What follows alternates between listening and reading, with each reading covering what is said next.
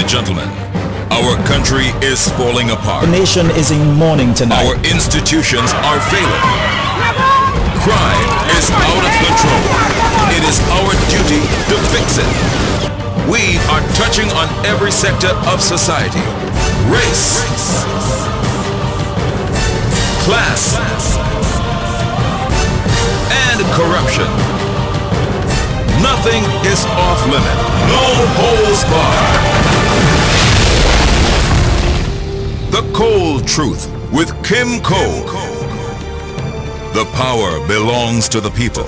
Join us right here, Monday to Sunday, 4:45 p.m. to 5:45 p.m. Good evening, everybody, and thank you all for tuning in to The Cold Truth, where we get to the root of the issues affecting us as a nation.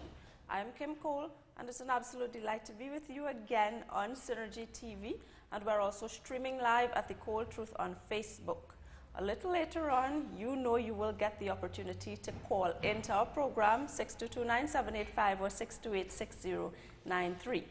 Now, a bit of background about this afternoon's discussion. We're going to talk about mental health awareness. Videos on social media with school children fighting, bullying in our nation's schools, and on the Cold Truth set, and perhaps maybe the Parliament. Inadequate support systems for children with mental health challenges.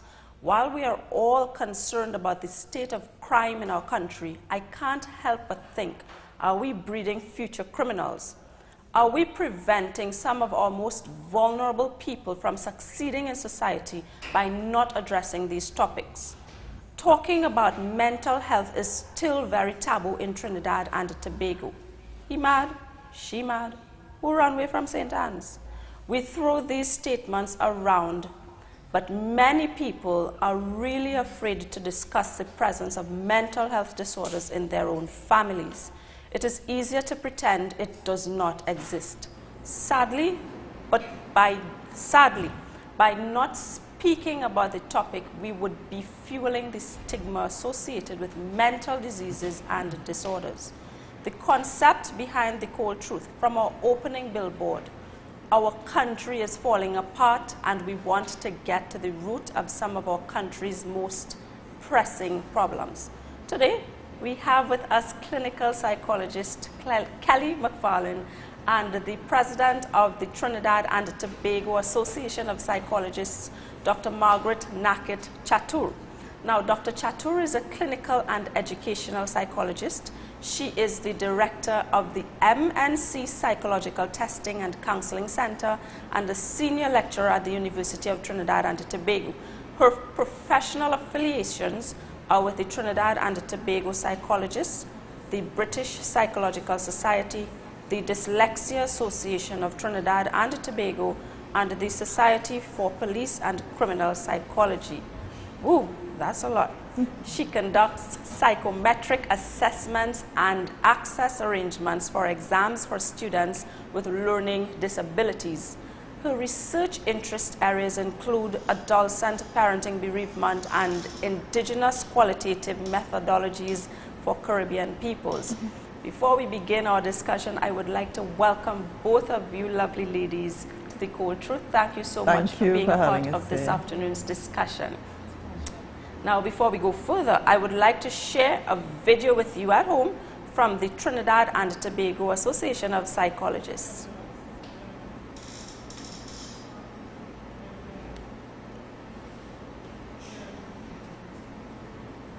And whilst we are waiting for them to, get the videos sorted out, I'd like to talk about the Association of Psychologists and the Strategic Action Plan. All right, so thanks again, Kim, for having us on the program. The Association of Psychologists has been in existence for more than 40 years. By an act of Parliament, we came into recognition, as it were, in 1996. Now, our association has more than 75 financial members. We have about 250. Hopefully, those listening could come on board again. But we have a lot of financial members, and our psychologists are divided into many different specialties. So we have on board clinical, counseling, educational psychologists, And our members also are categorized. So we have students who are members who are doing their psychology degrees. We have full members, affiliates, and so on. Now, have you seen an increase in interest? Have you seen an increased interest in persons addressing their mental health over the last few years? Either. I've seen an increase in persons addressing issues with their children, for sure. I think that people are learning more and more that it is better to not be in denial and get things sorted out earlier or get things checked and assessed earlier than later. And that's a lot better for the child. Now, what is the system like? What resources are available to the general public?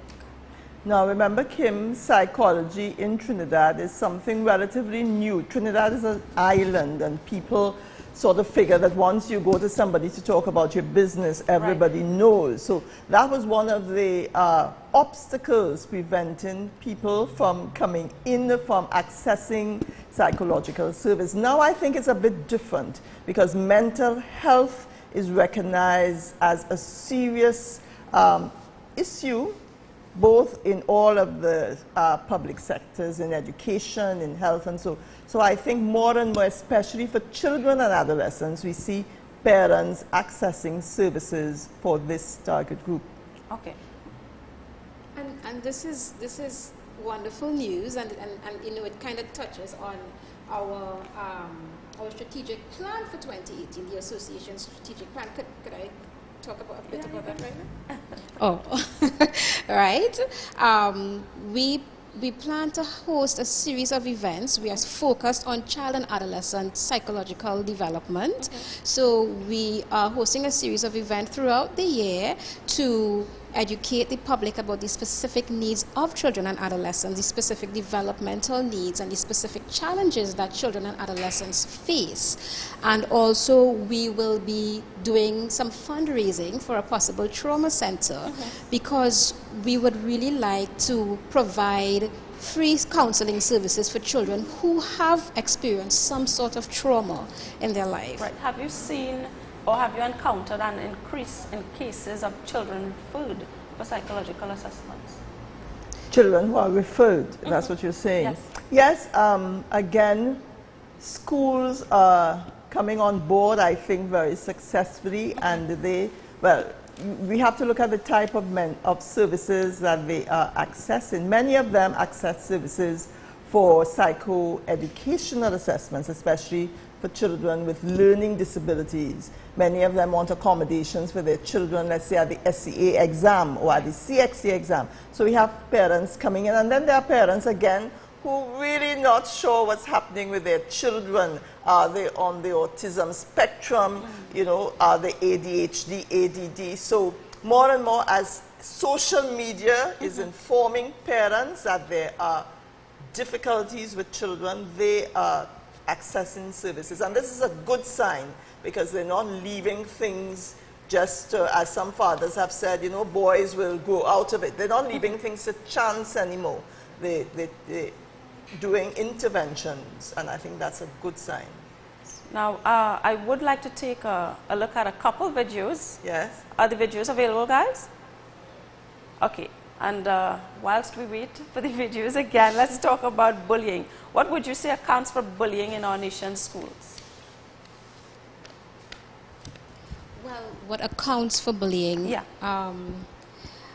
I'd say, perhaps, well, first of all, there are predisposing factors to bullying, right? You have a child who is a bully, you have to look at the family, the society, the community, that they are growing up in, the school that they're going, and who their peers are, and then there are individual factors. Right. Some of those individual factors is the temperament of the child, what their early life experiences were, and what their relationship styles are. How do they form relationships? Can they form relationships? Can they form bonds?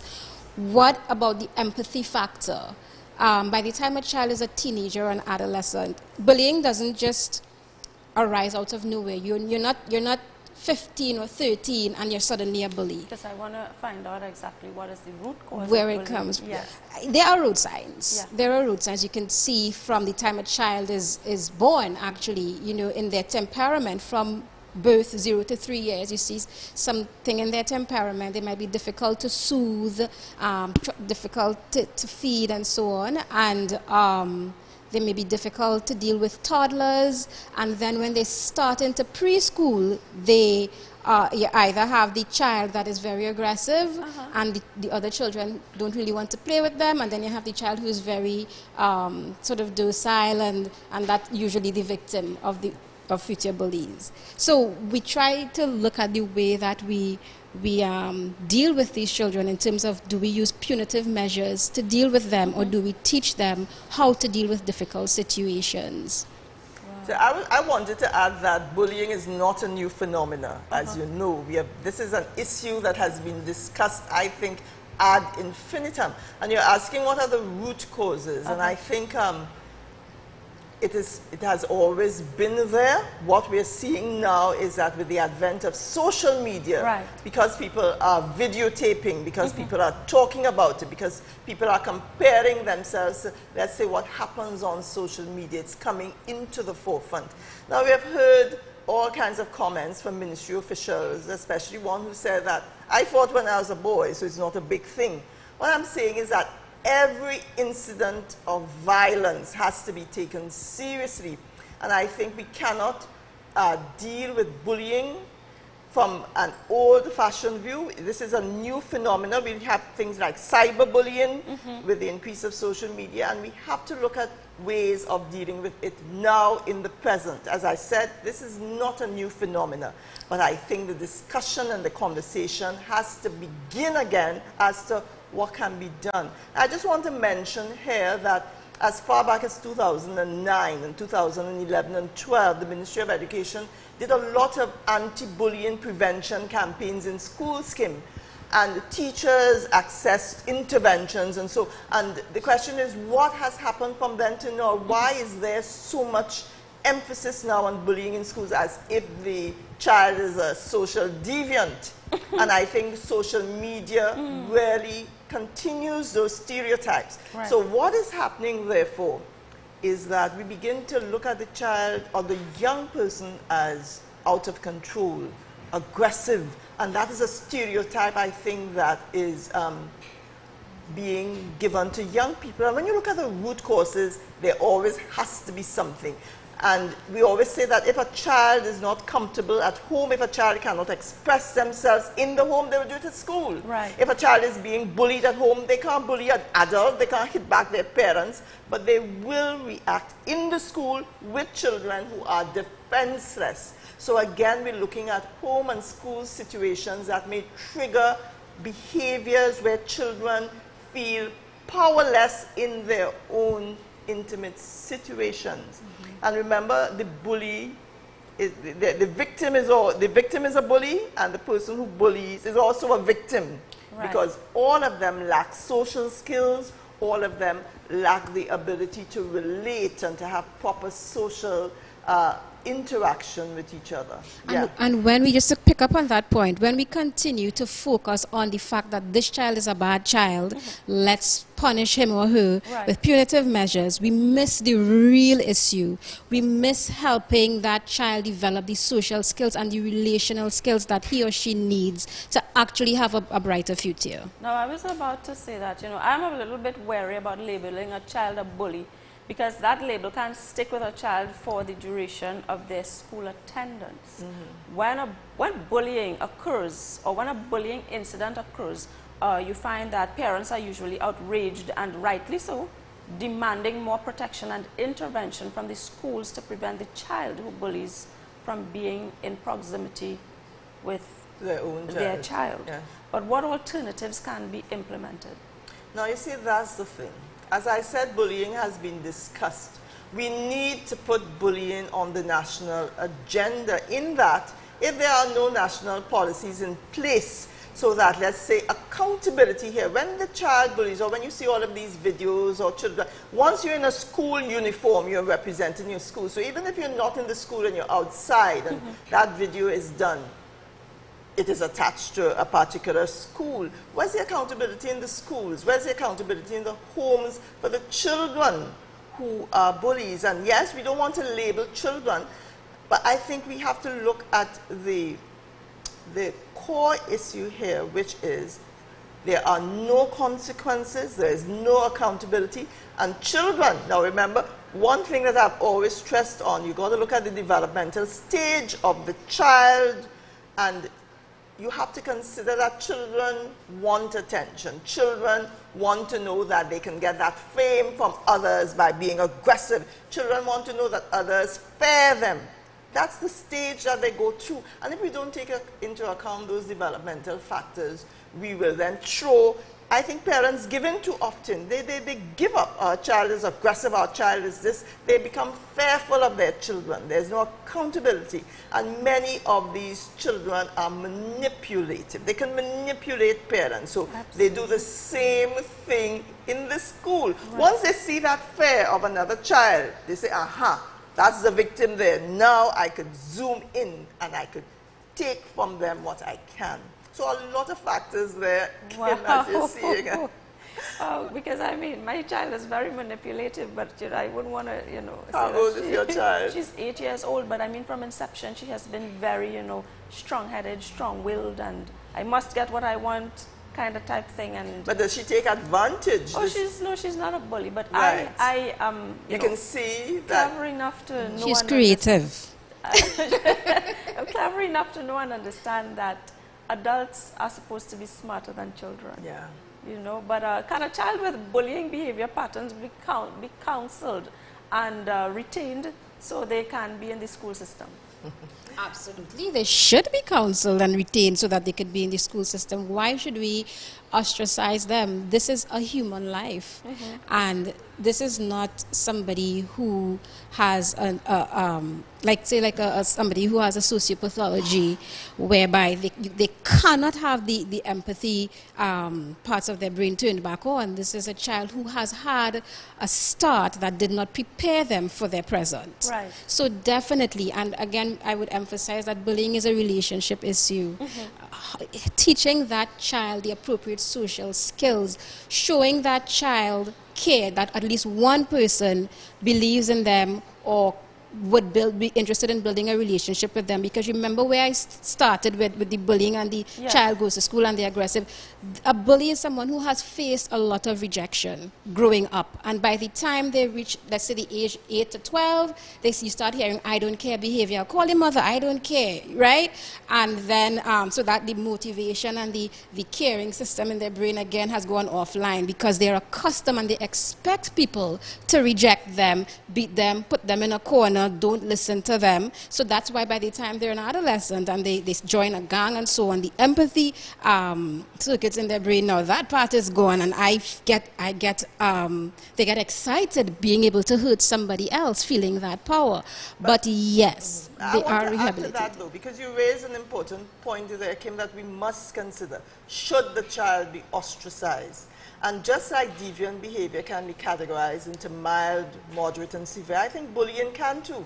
So if you have lesser forms of bullying like teasing or nitpicking and things like that, yeah, empathy, show empathy, counsel. But when you have severe forms of bullying that involves knife attacks, that involves severe attack, deviant behavior, I think those children need, the intervention is needed where they are pulled apart, pulled aside, and dealt with. Because let me tell you something. Bullying is imitated. Other children who see children in the system getting away with certain behaviors and maybe being the hero of the day, they want to be the same thing, especially if they, and you see very nerdy children, very quiet children becoming bullies, and you tell yourself, what's going on here? Because the behavior, just as the bullies imitated this behavior possibly from their own parents or their home social environment, these children, other children would imitate. So I would say that you have to look at what the bullying behavior was all about, and you really have to consider what is the type of intervention that I'd like to do here. Do you think our government schools or the state schools are equipped to deal with bullying? I do not think so at all, because you see, teachers always complain. Teachers do not deal with emotional and behavioral disorders. They're not equipped to do that. I want to mention a significant point here. One of the, I don't know if you're familiar with the Anti-Bullying Association of Trinidad and Tobago. One of the main factors that they have said for bullying is parental bereavement, loss of a significant figure, loss. So that when that loss occurs and when grief happens, children are expected to just fall back in, go back to school, hide their grief. I remember one child who came to me said that Miss told me to finish my SBAs. I have enough time to cry for my mother when I finish my SBAs. And it is the fact that teachers cannot relate to loss and to grief. They can't understand it. And a recent study that was done that I did showed that teachers, instead of empathizing, because Kelly mentioned empathy, they tend to be very punitive. Because children, younger children in primary schools who begin to bully, they tend to be very reactive to loss. They get into fights, they pick on each other. And they suspended from the school, not recognizing that reaction is a reaction to the grief or to the loss of something, a grandmother and all of that. Right. So, I mean, you mentioned an incident regarding a child. A few years ago, I ended up in a situation where one of my brother's friends brought, you know, his little 5-year-old nephew to my home to play. What had happened was his father was murdered a couple days ago. So I am just sitting there now meeting this child for the first time, and you know, we are talking, and I'm very good with children. I like to think that I'm very good with children. And then he says to me, Auntie, you know, they killed my father. I can't wait till I get bigger to kill back the people who killed my father. Correct. And I was stunned, I was shocked, my jaw hit the ground, because hearing that kind of anger and emotion coming from a baby, a 5-year-old is still a baby as far as I can see it, it pushed me to the point where I started an organization. I have never publicized it because I manage it on my own. And it's called the One Oak Foundation, where I deal specifically with children who have lost their parent of violent crime. Wow. And what I found is, I mean, with working with this little child for about 3 to 6 months, just expressing love and you know, being an emotional support to him, his perception, and explaining, you know, what will happen if you have 5 other children like you. What you think going to happen? We're going to end up in a situation in this country where everybody wants to kill everybody, because everybody is a victim. And from the research that I had done, at least for the last 10 years, we would have had murder tolls of about 400 to 500 murders at an average of 1.5 child per murder victim. And then you see some, at least 1,500 to 2,000 children being who are affected by victims. that. Yes. And that was annually. And then you do that by 10 years and you see the number. Generation that is coming up. You see 20,000 plus children who have been affected by this, but you have no systems in place to deal with it. Only because people think that children are incapable of grief, Kim. My research showed that. You know, a little boy who was started to be display bullying behaviors, touching girls in their private parts in the school. The principal called me, and he witnessed a murder-suicide. He saw the father decapitate the mother, and then turn to him with a cutlass. But of course, they found him the next day when he ran off. So overnight, this 6-year-old boy lost his mother, lost his father, and 3 years down the line, I am seeing him. And what the neighbors are telling him is, you're just like your father. Right. So, and he is ostracized. So you have a 9-year-old with a lot of rage, not being able to express it, not being able to let it out. As you said, for every father or mother who is killed, there is a child left behind. And you are quite on point, Kim, when you talked about that little boy, 5-year-old boy who said, I'm waiting till I get big. To kill them. Yes, when I worked with schools in lower port of Spain, in East Port of Spain, and so I remember the 7-year-old boy who was referred to me because he was found to be at risk. And one of the things he said is, I'm waiting till I'm 12 years old. And I said, what's happening? He said, that is when they will give me a gun. and I'm going to shoot the people. And he said, the police who stormed our house one day and killed my uncle and brother in front of me. Now this is a 7-year-old talking about when he's going to be 12 and get a gun and shoot the people who shoot his brother and uncle. So could you imagine? That's just one incident. And for every parent, and I mean all of the incidents are not like that, not so volatile, not so highly aggressive. But children are not allowed the opportunity to express their grief and how they feel, especially if the grief or if the death was through murder, through, you know, through violence, if it was a violent death. When children are exposed to deaths where they can prepare, it's different. Right. So they know the parent is dying, they you know, but not when it's sudden, not when it's violent.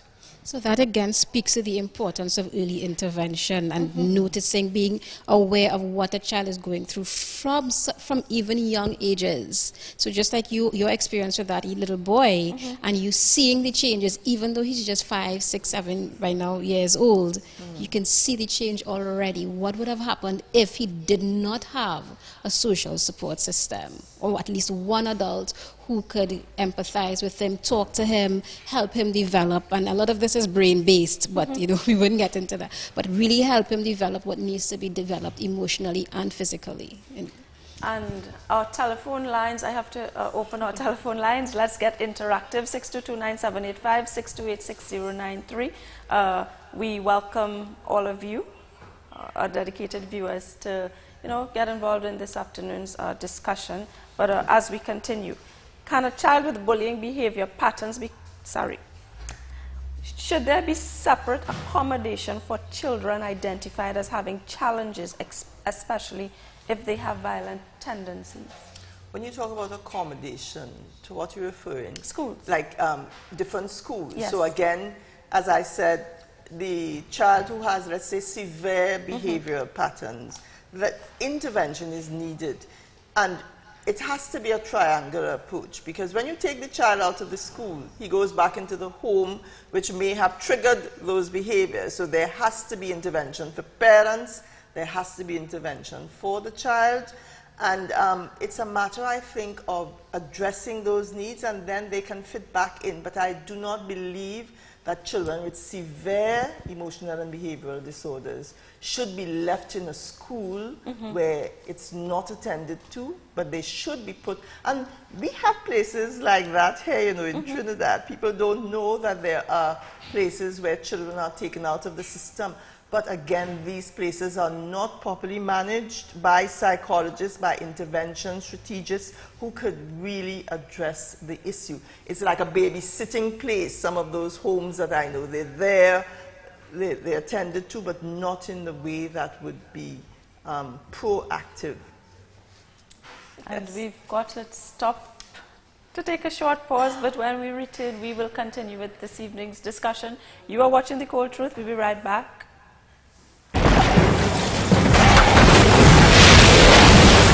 Ladies and gentlemen, our country is falling apart. The nation is in mourning tonight. Our institutions are failing.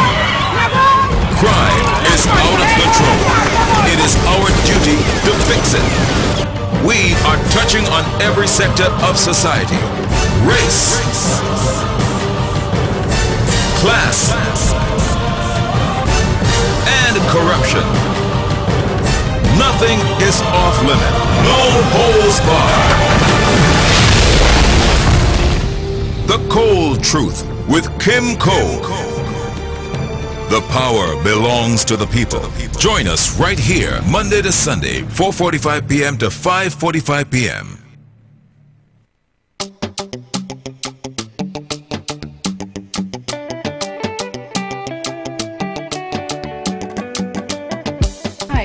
Welcome to Tanti's Show Food Delight. We are located at Orsa Spaniard and Duke Street, Port of Spain.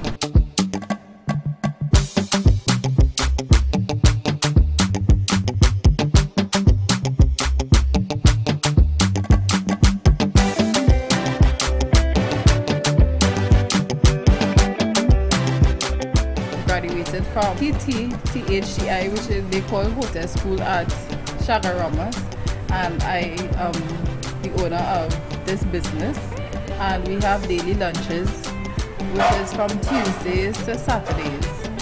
On a Saturday, we do breads, sweet bread. We also have soups, oxtail soup and cowbell soups to your delight. We also have different menus daily from 11 to 3. We also cater for different occasions like weddings and birthday parties. We always want to ensure that the customer is satisfied with the end product here at Tanti's Kitchen. The Red Edge Mall at the corner Mooneyram Street and Western Main Road, St. James, where parking is available for our valued customers on both sides of the street. Red Edge Mall caters for the health conscious, the tastiest soups you'll ever find, the freshest produce, trendy clothing for the fashion dons and divas. Experience the most exotic African male and female outfits, costume jewelry of all descriptions. If you're one who pays special attention to your hair, welcome to the home of hair. Get the latest and widest variety of phones of all descriptions and repairs on the spot at the Red Edge Mall. Closing time 9 p.m. The Red Edge Mall, making shopping affordable. Powered by the Black Caucus Movement. In the Caucus Movement, we're making a statement. The Black Caucus Movement, making a statement. Yeah.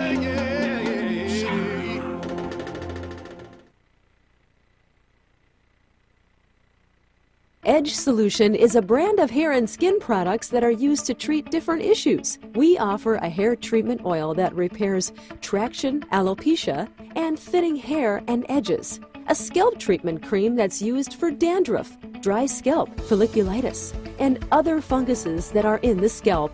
We also have a shampoo and conditioner that works along with our cream and oil, giving you maximum benefits.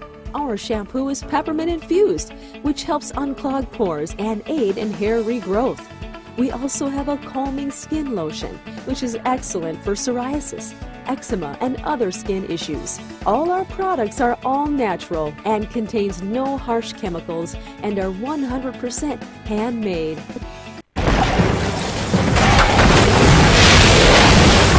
Ladies and gentlemen, our country is falling apart. The nation is in mourning tonight. Our institutions are failing.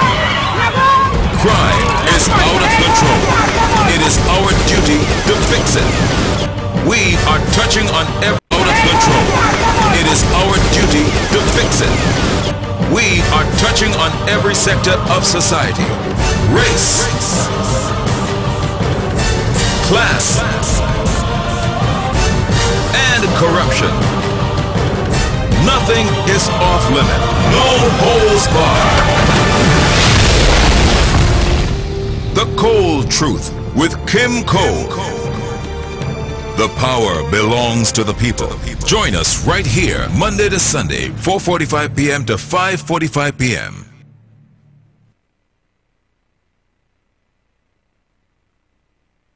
Program, you are watching The Cold Truth with Kim Cole. Am I on? Am I not on? Guys, welcome back to our program. You are watching The Cold Truth with Kim Cole, and in studio this afternoon we discussed mental health awareness with Dr. Margaret Naked Chatur, who is the president of the Trinidad and Tobago Association of Psychologists, as well as clinical psychologist Kelly McFarlane. Now, our telephone lines are open, 622-9785, 628-6093. We invite you to be a part of this afternoon's discussion. Now, with social media so popular among young people, online bullying has become a new issue. How can this impact young people experiencing online bullying from their peers? And before you answer that, let's stop to take this call. Hi, good afternoon, caller. You are live. Tans, good afternoon. Hello.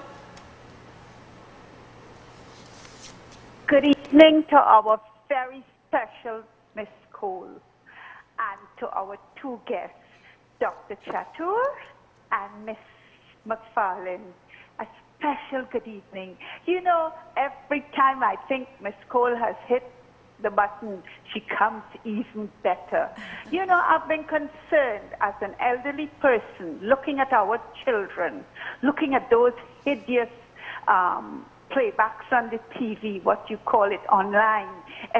especially the pinnacle was Friday when I thought our children were in Spain, and in Spain you have the people chasing the bulls as a holiday. That's what I thought was going on Friday in our little country of Trinidad and Tobago. And it's so good. As I said, Miss Cole seems to get better every day. Dr. Chatur, we are seeing an epidemic in our country.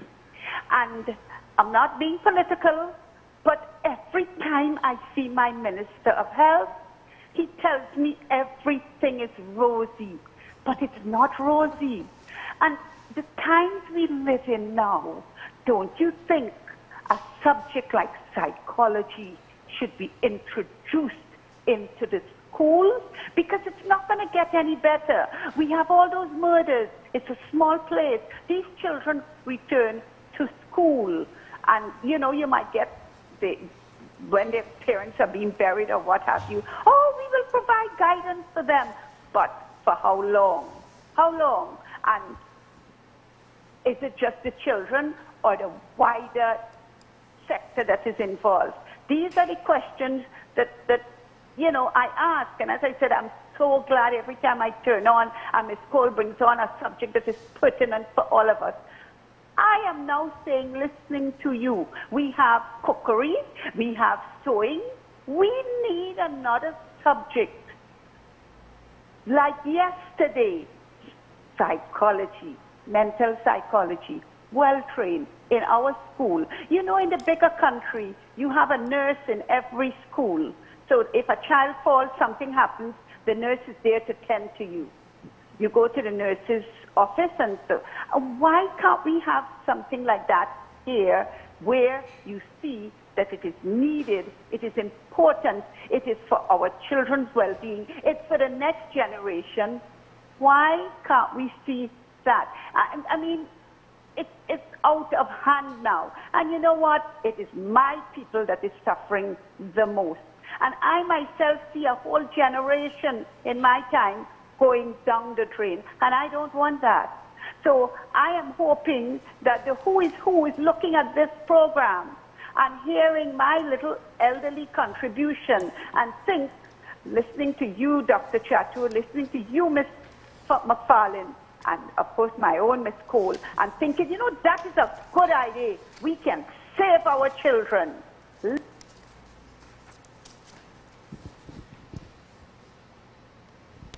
Hello? To come. That is my contribution today. I'm locked on and listening. And out. Thank you so much for a very, you know, important and valid point. Should we have child psychologists at the nation's schools? Well, we do have school psychologists, and remember we have a child guidance unit where if there are behavioral problems, children go to the child guidance, and there are clinical psychologists attached to the child guidance unit and also student support services. I think the caller mentioned that they should have psychology in schools. So I am a lecturer at the university, and part of our training includes psychology courses so that teachers, this new generation of teachers, are being trained in psychological skills to show empathy and all of that. I think what does not happen, Kim, in the schools is that children, through their HFLE programs, are given enough mediation, or if you want to say sessions, in looking at social interaction, social skills, the development of things that we learned when we were growing up, but apparently parents do not focus on, again, etiquette, proper etiquette, how to interact, especially how to solve problems, how to deal with problems. Children don't know how to problem solve, so they react, they become very aggressive. You know, they don't want to know to step back, to be proactive instead of reactive. So again, it goes right back into what are we doing in our homes, and why is everything left to the teacher in the schools? Parents, again, are not, they should be held accountable for their children if bullying occurs. I firmly hold to that belief. Thank you so much for, you know, lovely answer. Hi, good afternoon, caller. You are live. Hello? Hi, good afternoon.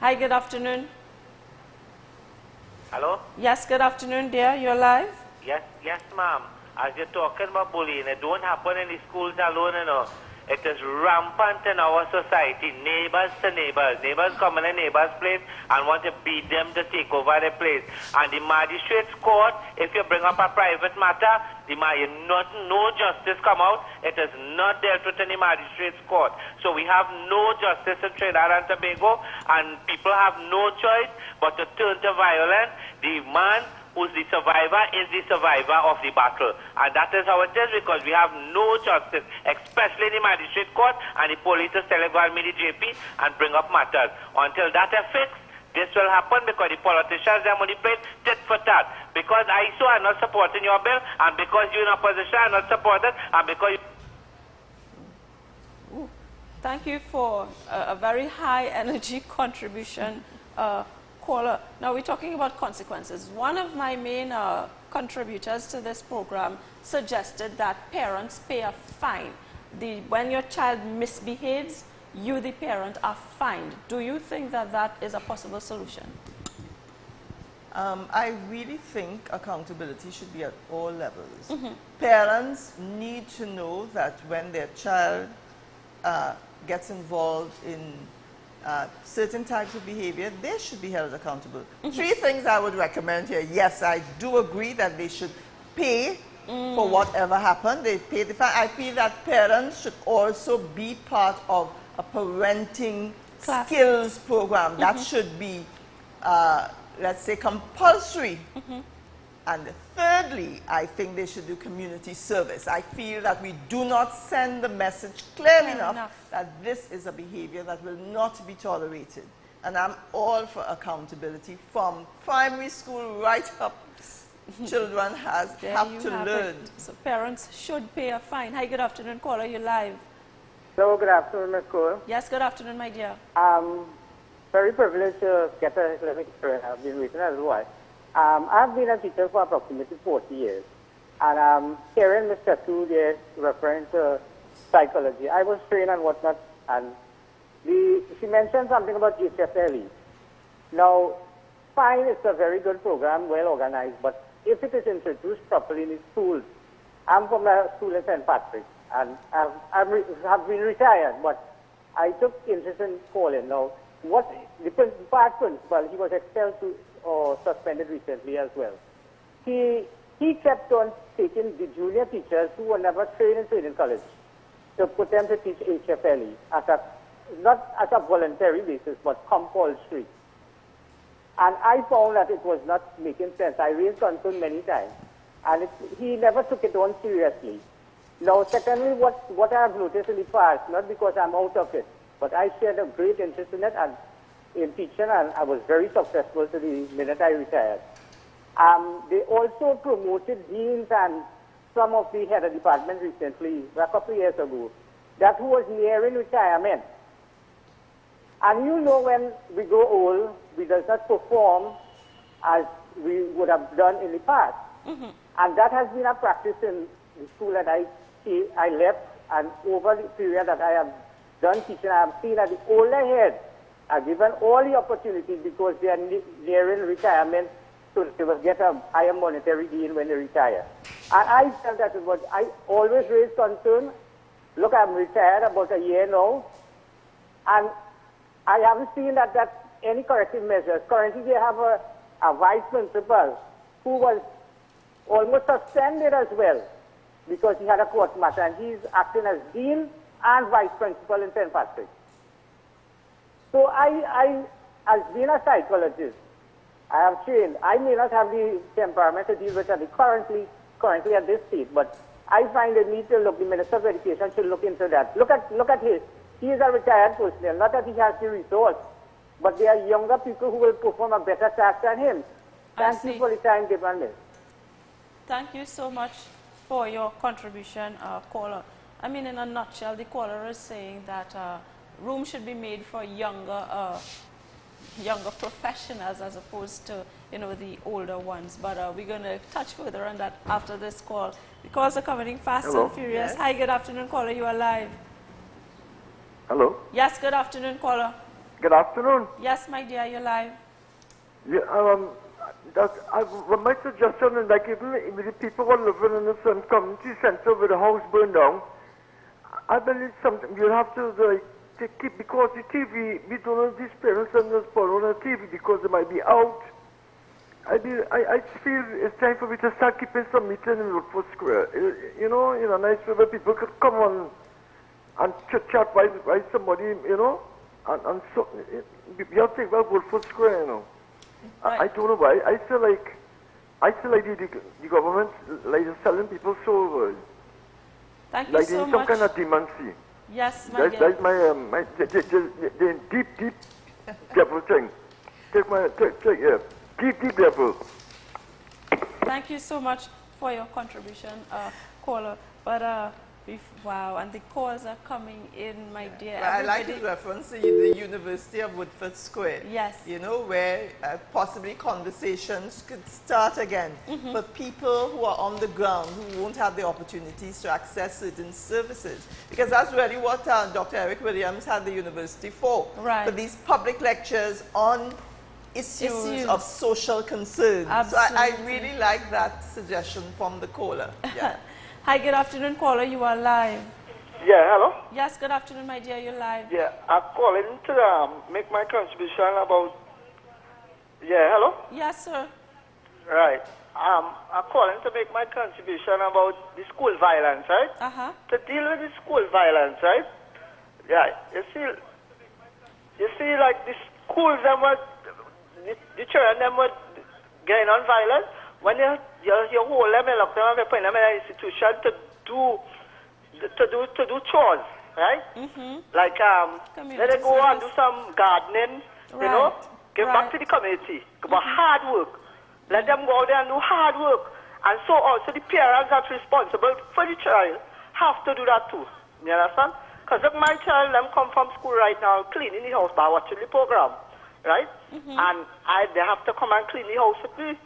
Right? They can't sit down and watch TV, we have internet, we have everything here. Yeah? But some of them parents just leave the children to see for themselves, they live in children to see children. You understand? It's frustrated for the children too. Because a child come from school, he wanted to do his work, he else about the younger one. The parents lying smoking, drinking right in front of the children, all these things. You have to look into these things.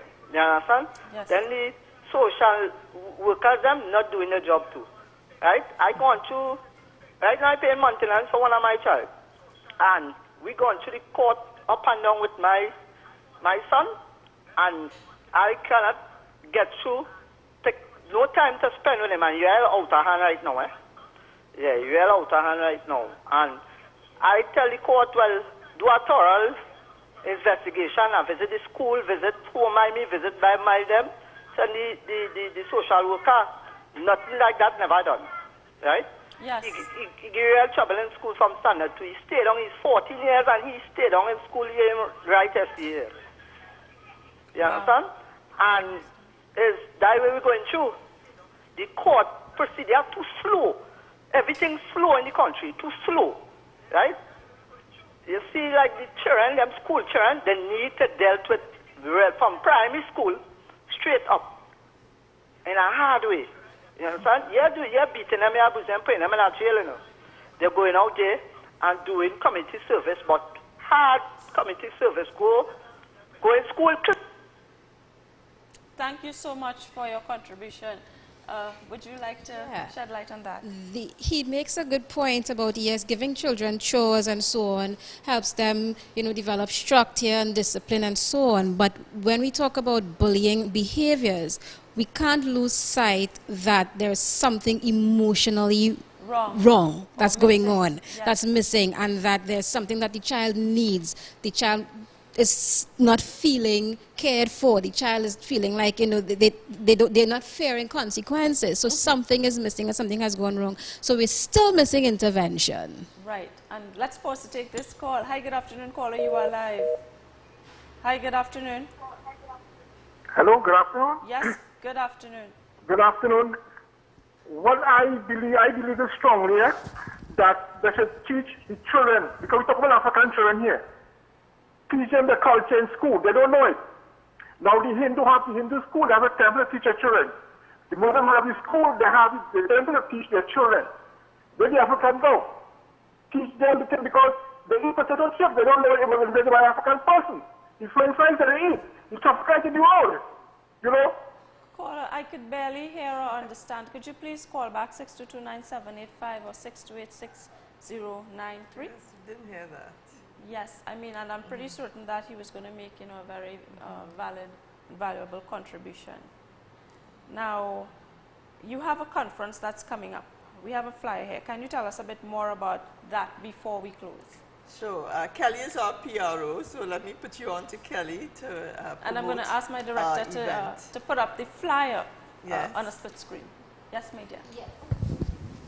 Yes, we're hosting a conference on the 25th of April on inclusivity for children with special needs, behavioral differences or behavioral challenges, emotional challenges, mental health problems, and learning disabilities.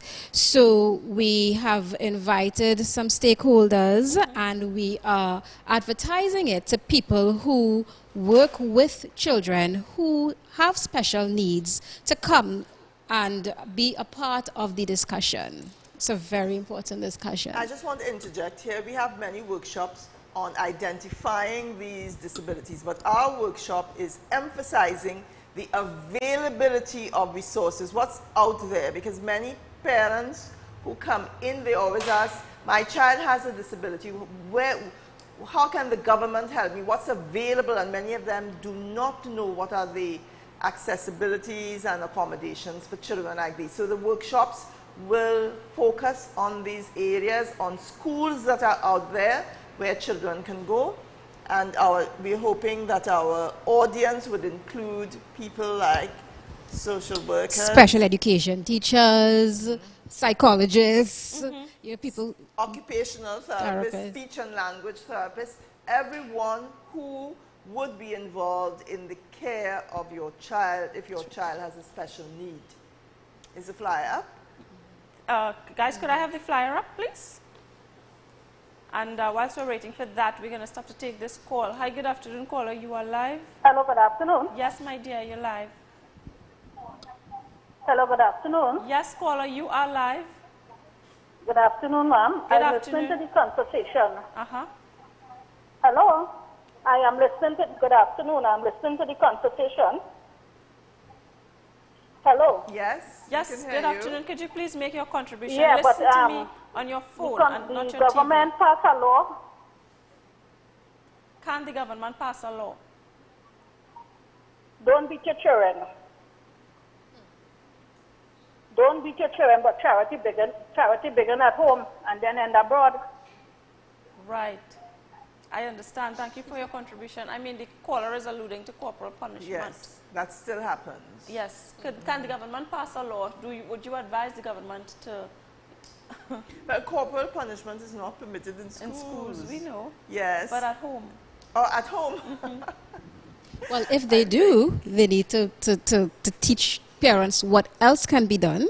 So a lot of psychologists now, we advocate for something called conscious discipline. And that is a method whereby we help to train children to regulate their behaviors and their emotions and to problem solve. We encourage children to problem solve through talking to them and helping them rationalize. And it's brain-based. It can be explained brain-based in terms of the prefrontal cortex and developing executive functions. So that is actually what a lot of the psychologists in our membership advocate for us instead of corporal punishment, even in the home. And there are parenting skills programs. One thing I find the Ministry of Family Services they have done a good job, but again, the persons we want to come to these parenting skills programs hardly ever do. Just as the parents who have children who are deviant don't come and attend parent-teacher meetings where they would learn different strategies of coping. So it's, well, you asked for recommendations, Kim, and I think one of the main things we have to look at is public awareness on harassment, on even bullying, because all of these things, as you see, I know you alluded to domestic violence, all of these things lead to that if not if there is no intervention, if not properly treated. Because again, you're looking at here mismanagement of self, the inability to have self-control, which would make you go from 0 to 100, pick up a knife, and I saw somebody, they wrote in the papers, how could a man go to kill the woman and end up killing 4? Wow, and you could imagine the rage that happened, the loss of self-control. And as I said, we do not teach our children those social skills, how to problem solve. When a situation happens, what do I do? What's plan B? Rather than take up a knife, what can I do? What can I walk away? Can I go and talk to someone? Right. And that starts in the home. I mean, yes. that is a topic for another day. We Huge will topic invite you to return to the cold truth. I must say thank you all for tuning in. Be sure to check us tomorrow at 4:45 p.m. for more hard-hitting, in-depth discussions on the issues that affect us all in Trinidad and Tobago. Thank you so much for tuning in. We see you tomorrow. Bye.